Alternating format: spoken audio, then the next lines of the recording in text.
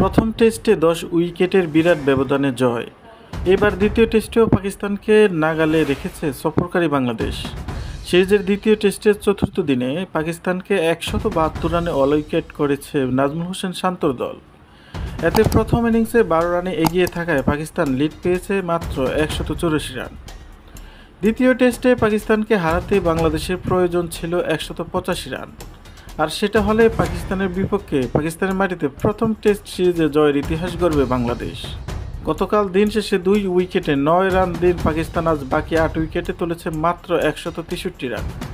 পাকিস্তান ইনিংসে 6-4 এবং 1-4-এর সাহায্যে সর্বোচ্চ 47 রানে অপরাজিত ছিলেন আগা সালমান।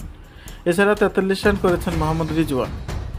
অন্যদিকে বাংলাদেশ বোলিং অ্যাটাক দুর্দান্ত জুটি গড়েছেন হাসান মাহমুদ এবং নাহিদ রানা।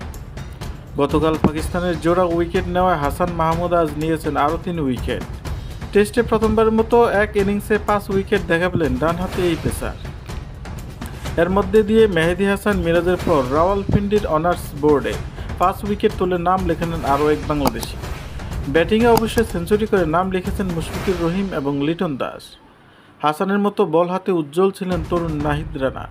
11 ওভারে 1 মেডেন সহ 44 রান খরচ হয় নাহিদের শিকার 4 উইকেট। এছাড়া 1 উইকেট নিয়েছেন তাসকিন আহমেদ।